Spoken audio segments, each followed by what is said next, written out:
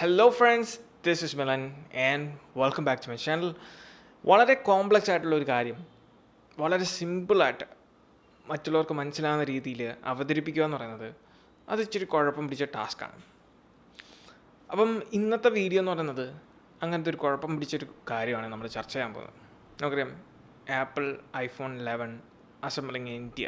അപ്പം ഈ ഒരു ഒറ്റ സെൻറ്റൻസിൽ ഒതുങ്ങിക്കേണ്ട ഒരു കാര്യമല്ല ഇത്.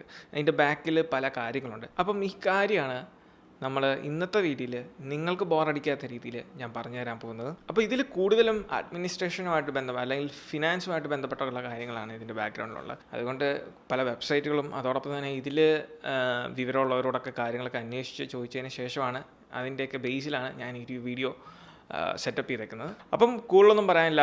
Without any further due, let's get start.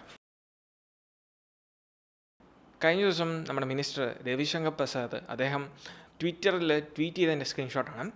ഈ ഒരു ഒറ്റ ട്വീറ്റ് കഴിഞ്ഞ 2 ദിവസങ്ങളിലായിട്ട് കുറേ ആൾക്കാരുടെ ശ്രദ്ധ ആകർഷിക്കുന്ന ഒരു കാര്യമാണ്. അപ്പം ഫൈനലി ആപ്പിളിൻ്റെ ഐഫോൺ 11 നമ്മുടെ ഇന്ത്യയിലെ സ്പെസിഫിക്കലി എടുത്ത് പറയുന്നത് ചെന്നൈയിലെ ഫോക്സ്കോണിൻ്റെ ഫാക്ടറിയിൽ അസംബ്ലിങ് ആരംഭിച്ചു കഴിഞ്ഞിരിക്കുന്നു. അതുകൊണ്ട് തന്നെ ചെന്നൈയിലെ ലോക്കൽ മാർക്കറ്റുകളിൽ ഇപ്പം മെയ്ഡ് ഇൻ ഇന്ത്യ എന്നുള്ള ബാഡ്ജോടെ നമ്മുടെ ഐഫോൺ 11 അവൈലബിൾ ആണ്. അപ്പോൾ ഈ ഒരു വീഡിയോ ഞാൻ കുറച്ച് പോർഷനുകളായിട്ടാണ് തിരിച്ചിരിക്കുന്നത്. ആദ്യത്തെ പോർഷൻ എന്ന് പറയുന്നത് നമ്മുടെ ഇന്ത്യക്ക് ഇതുകൊണ്ടുണ്ടാകുന്ന അച്ചീവ്മെൻറ്റ് എന്നാണ്. അപ്പോൾ നമ്മുടെ രാജ്യത്തെ സംബന്ധിച്ചിടത്തോളം ഇത് നമുക്കൊരു വലിയ അച്ചീവ്മെൻറ്റിനാണ്. കാരണം ആപ്പിൾ എന്ന് പറയുന്നത് ടെക് വേൾഡിൽ അല്ലെങ്കിൽ ടെക് കമ്പനികളിൽ ഏറ്റവും ടോപ്പിൽ നിൽക്കുന്ന ഒരു കമ്പനിയാണ്.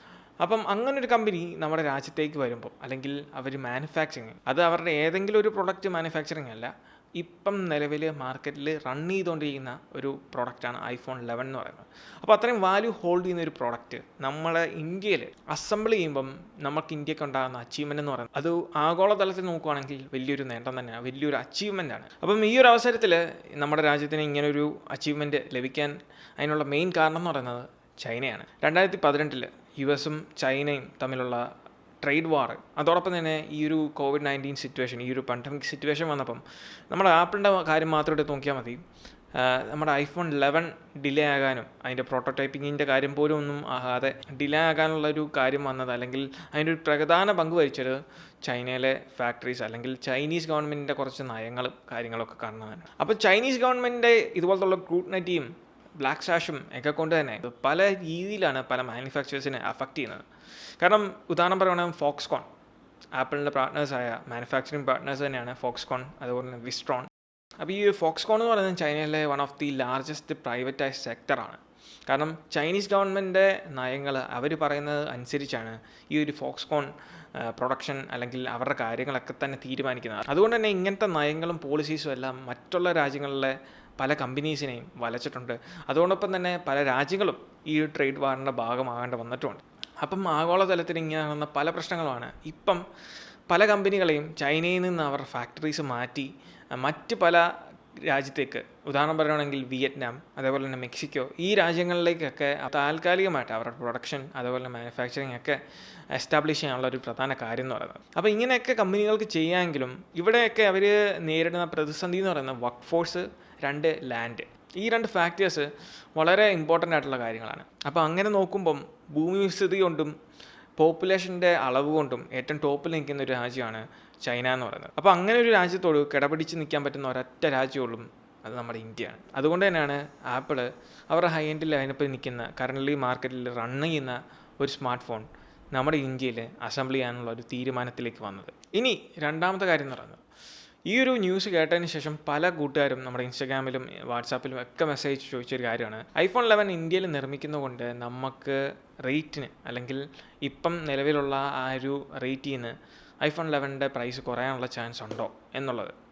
അത് നമ്മൾ ചിന്തിക്കേണ്ട അല്ലെങ്കിൽ കാര്യമായിട്ട് മനസ്സിലാക്കേണ്ട ഒരു കാര്യമാണ്. കാരണം അതൊരു തെറ്റിദ്ധാരണയാണ്, ഒരു പരിധിവരെ അതൊരു തെറ്റിദ്ധാരണയാണ്. അതിൽ നിങ്ങൾ മനസ്സിലാക്കേണ്ട ഒരു കാര്യം എന്ന് പറയുന്നത്, ഒരു കമ്പനി അവരുടെ മാനുഫാക്ചറിങ് അല്ലെങ്കിൽ പ്രൊഡക്ഷൻ നമ്മുടെ രാജ്യത്തേക്ക് കൊണ്ടുവരുമ്പോൾ നമ്മുടെ ഗവൺമെൻറ് ആദ്യം ചിന്തിക്കുന്ന ഒരു കാര്യം എന്ന് പറയുന്നത് അത് പബ്ലിക് അല്ലെങ്കിൽ കൺസ്യൂമേഴ്സിൻ്റെ കയ്യിലേക്ക് എത്തുമ്പം എന്താകും അല്ലെങ്കിൽ അതിൻ്റെ പ്രൈസോ കാര്യങ്ങളോ ഒന്നുമല്ല ഗവൺമെൻറ് ആദ്യം ചിന്തിക്കുന്നത്.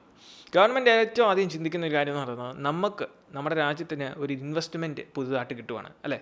രണ്ടാമത്തെ അല്ലെങ്കിൽ പിന്നീടുള്ള സെക്കൻഡറി ആയിട്ടുള്ള ഒരു കാര്യമാണ് അത് കൺസ്യൂമർ ലെവലിലേക്ക് വരുമ്പം ഏത് രീതിയിൽ അതിൻ്റെ പ്രൈസ് അഡ്ജസ്റ്റ് ചെയ്യണം അല്ലെങ്കിൽ കൊടുക്കണം എന്നുള്ളത്. അത് ഫിക്സ് ചെയ്യുന്നത് പല ഫാക്ടേഴ്സിനെ ബേസ് ചെയ്തിട്ടാണ് ആ ഒരു പ്രൈസിങ് ഫിക്സ് ചെയ്യുന്നത്. ഒരു കമ്പനി ആപ്പിളാണ് ആ പ്രൈസിങ് ഫിക്സ് ചെയ്യുന്നത്. അപ്പോൾ ഇതിൽ നിങ്ങൾ മനസ്സിലാക്കേണ്ട ഒരു കാര്യം എന്ന് പറയുന്നത്, ഇപ്പം നമ്മൾ ഈ ഒരു അസംബ്ലിങ് എന്നുള്ള കാര്യം എടുത്ത് മാറ്റി വെക്കുകയാണെങ്കിൽ, ഇതുവരെ ഐഫോൺ എല്ലാം തന്നെ നമ്മൾ വെളിയിൽ നിന്ന് ഇമ്പോർട്ട് ചെയ്യുവാണ്. ഇതിന് മുന്നേ വിസ്ട്രോൺ എന്ന് പറയുന്ന കമ്പനി നമ്മുടെ ഇന്ത്യയിലെ ബാംഗ്ലൂരിൽ അവർക്കൊരു പ്ലാന്റ് ഉണ്ട്. അവിടെ iPhone SE first generation, iPhone 6s, iPhone 7 ഈ 3 ഡിവൈസുകൾ ഇത്രയും നാളായിട്ട് നമ്മുടെ രാജ്യത്ത് തന്നെ വിറ്റഴിച്ചുകൊണ്ടിരുന്നത് ഈ ഒരു ബാംഗ്ലൂരിലെ വിസ്ട്രോൺ ഫാക്ടറിയിൽ നിന്ന് തന്നെയാണ്. അപ്പോൾ നമ്മുടെ ഇന്ത്യൻ മാർക്കറ്റിൽ ഈ കമ്പനികളെല്ലാം പ്രൈസ് ഇടുന്നത് 3 കാര്യങ്ങളിൽ അല്ലെങ്കിൽ പല ഫാക്ടേഴ്സിൻ്റെ ബേസിലാണ്. അതിൽ 3 കാര്യങ്ങൾ എനിക്ക് പ്രധാനമായിട്ടും പറയാനുള്ളത്. ഒന്ന്, ഇമ്പോർട്ട് ടാക്സ് എന്ന് പറയുന്ന കാര്യം. ഇന്ത്യയിൽ ഇമ്പോർട്ട് ടാക്സ് എന്ന് പറയുന്നത് 20 to 22%. ഇതാണ് ടാക്സിൻ്റെ റേറ്റ് എന്ന് പറയുന്നത്. രണ്ടാമത് നമുക്ക് വരുന്നത് GST. അത് സ്റ്റേറ്റ് ഗവൺമെൻറ്റിൻ്റെ ഉണ്ട്, സെൻട്രൽ ഗവൺമെൻറ്റിൻ്റെ ഉണ്ട്.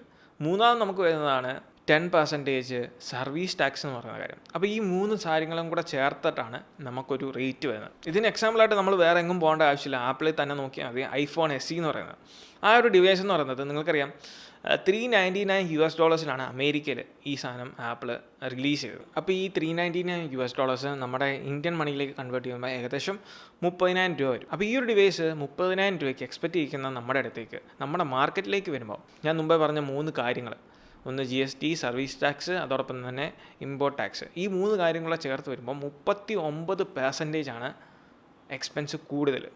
39%. അപ്പോൾ ആ ഒരു എക്സ്പെൻസ് എന്ന് പറയുന്നത് $US വരുമ്പം $559 ആണ്. $555 ആണ്. $399 അമേരിക്കയിൽ വിൽക്കുന്ന സാധനം നമ്മുടെ നാട്ടിലേക്ക് വരുമ്പം $555, ഏകദേശം 42,000 രൂപ. അപ്പോൾ ഞാൻ ആദ്യം പറഞ്ഞ 3 ഫാക്ടേഴ്സ്, ഈ 3 ഫാക്ടേഴ്സിൻ്റെ ബേസിലാണ് ആപ്പിൾ ഒരു ഡിവൈസിന് ഇവിടെ പ്രൈസ് ഇടുന്നത്. അപ്പം ഏത് കമ്പനി ആയിക്കോട്ടെ, ആപ്പിൾ എന്ന് വേണ്ട ഏത് കമ്പനി ആണെങ്കിലും അവർക്ക് ഒരു കമ്പനിക്ക് നഷ്ടം വരുന്ന രീതിയിൽ ഒരു കമ്പനിയും പ്രൈസിങ് ഇടത്തില്ല. അപ്പോൾ ഇനി ഞാൻ പറയാൻ പോകുന്നത് നിങ്ങൾ ആദ്യം ചോദിച്ച ആ കാര്യത്തിലേക്കാണ്.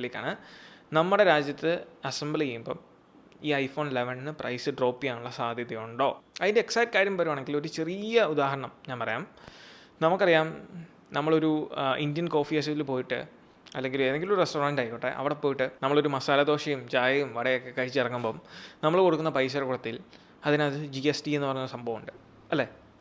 അപ്പോൾ നിങ്ങൾ ഓർക്കണം, നമ്മൾ ലോക്കലായിട്ട് നമ്മളുടെ തൊട്ടടുത്തുള്ള സ്ഥലങ്ങളിൽ നിന്ന്, പാടത്തിൽ നിന്നോ എവിടെ നിന്നെങ്കിലും നമ്മൾ ശേഖരിക്കുന്ന റോ മെറ്റീരിയൽസ്, അത് പല കമ്പനികളിലും പ്രോസസ്സ് ചെയ്ത് അത് പല പാക്കറ്റുകളുമായിട്ട് പല കടകളിലേക്ക് വരുന്നു. അവിടുന്ന് പല ഷോപ്പുകൾ പോയി ബൾക്കായിട്ട് കുറേ പ്രോഡക്റ്റ് എടുക്കുന്നു. അത് പിന്നീട് നമ്മൾ കൊടുക്കുന്ന ഓർഡർ അനുസരിച്ച് നമ്മുടെ മുന്നിൽ വരുന്നു, അല്ലേ? അപ്പം നമ്മുടെ ലോക്കൽ ഏരിയയിൽ തന്നെ ജനറേറ്റ് ചെയ്യുന്ന ഒരു കാര്യത്തിന് നമ്മളിവിടെ ഒരു ടാക്സ് കൊടുക്കണമെന്നുണ്ടെങ്കിൽ തീർച്ചയായിട്ടും നമ്മൾ വെളിയിൽ നിന്ന് കൊണ്ടുവരുന്ന പ്രോഡക്റ്റിന് എന്തുകൊണ്ട് ടാക്സ് കൊടുക്കാതിരിക്കണം? തീർച്ചയായിട്ടും അതിനും ടാക്സ് ഉണ്ട്. നിങ്ങൾ മനസ്സിലാക്കണം, iPhone 11 അല്ലെങ്കിൽ ആപ്പിൾ ഇവിടെ അസംബിളാണ് ചെയ്യുന്നത്, അല്ലേ? ഈ അസംബിൾ ചെയ്യണമെന്നുണ്ടെങ്കിൽ നമ്മുടെ ഗവൺമെൻറ്റിൻ്റെ നേരത്തെ റൂൾ അനുസരിച്ച് ഒരു കമ്പനി ഇവിടെ ഒരു ഫാക്ടറി ഉണ്ടായിരുന്നെങ്കിൽ ഏകദേശം 20% റോ മെറ്റീരിയൽസ് അവർ ഇന്ത്യയിൽ നിന്ന് തന്നെ സോഴ്സ് ചെയ്യണം. അങ്ങനെ ഒരു നിയമം ഉണ്ടായിരുന്നു. അതിന് ഇളവ് കൊണ്ടുവന്നപ്പോഴാണ് പല കമ്പനീസും ഇവിടെ മാനുഫാക്ചറിങ് അല്ലെങ്കിൽ ഈ ഒരു അസംബ്ലിങ് സ്റ്റാർട്ട് ചെയ്തത്. അതിപ്പം ആപ്പിളിൻ്റെ കാര്യം തന്നെയല്ല. നിങ്ങൾക്കറിയാം, ഹൈദരാബാദിൽ സാംസങ്ങിൻ്റെ വലിയൊരു പ്ലാന്റ് ഉണ്ട്. അവിടെ നിന്ന് വരുന്ന അല്ലെങ്കിൽ അവിടേക്ക് വരുന്ന പ്രോഡക്റ്റ് പോലും, അല്ലെങ്കിൽ അവിടെ നിന്ന് നിർമ്മിച്ച് നമ്മുടെ ലോക്കൽ മാർക്കറ്റിലേക്ക് കൊടുക്കുന്ന പ്രോഡക്റ്റ് പോലും കൊറിയയിൽ നിന്നും ജപ്പാനിൽ നിന്നും വരുന്ന പല പ്രോഡക്റ്റുകളുടെ ഒരു സമ്മേളനമാണ്, അല്ലേ? ഈ പ്രോഡക്റ്റുകളെല്ലാം അല്ലെങ്കിൽ പാർട്സുകളെല്ലാം വന്നിട്ട് അത് അസംബിൾ ചെയ്തിട്ടാണ് ഈ പ്ലാന്റിൽ നിന്ന് കൊടുക്കുന്നത്. അതുകൊണ്ട് തന്നെ നിങ്ങൾ പറഞ്ഞ ചോദ്യത്തിനുള്ള ഉത്തരം എന്ന് പറയുന്നത്, ഇപ്പം നിലവിലുള്ള 22% ടാക്സാണ് ഇമ്പോർട്ട് ടാക്സ് എന്ന് പറയുന്നത്. ആ ഒരു 22% ടാക്സിൽ ചെറിയൊരു ഇളവ് വരും. ആ ഒരു കാര്യം ഒഴിച്ച് നിർത്തിയാൽ ബാക്കി ഒന്നിലും യാതൊരു ചേഞ്ചും വരുന്നില്ല. അപ്പം പ്രൈസ് ഡ്രോപ്പ് ഉണ്ടാകുമെന്ന് ചോദിച്ചാൽ പ്രൈസ് ഡ്രോപ്പ് ഉണ്ടാകും. അത് വലിയ സിഗ്നിഫിക്കൻ്റ് ആയിട്ടൊരു ഡ്രോപ്പ് നിങ്ങൾക്ക് പ്രതീക്ഷിക്കേണ്ട. അപ്പോൾ ഇതിനെപ്പറ്റി നിങ്ങൾക്ക് വളരെ ഡീറ്റെയിൽ ആയിട്ട് ഒരു വീഡിയോ വേണമെന്നുണ്ടെങ്കിൽ തീർച്ചയായിട്ടും കമൻറ്റ് ബോക്സിൽ നിങ്ങൾ രേഖപ്പെടുത്തുക. അപ്പം iPhone 11 അസംബ്ലിങ് ഇൻ ഇന്ത്യൻ്റെ ശരിക്കുള്ള കാര്യം നിങ്ങൾക്ക് മനസ്സിലായെന്ന് വിചാരിക്കുന്നു. അപ്പോൾ ഈ ഒരു വീഡിയോ ഇഷ്ടമായാൽ തീർച്ചയായിട്ടും പോയി നമ്മുടെ ലൈക്ക് ബട്ടൺ സ്മാഷ് ചെയ്യുക. ഇതുവരെ നമ്മുടെ ചാനൽ സബ്സ്ക്രൈബ് ചെയ്യില്ലെങ്കിൽ പോയി നമ്മുടെ ചാനൽ സബ്സ്ക്രൈബ് ചെയ്യുക. അതിൻ്റെ അടുത്തുള്ള ബെല്ലൈക്കൺ ബട്ടൺ നിങ്ങൾ മറക്കാതെ എനേബിൾ ചെയ്യുക. So once again, this is me, Milan. Catch you guys in the next video. Till then, peace.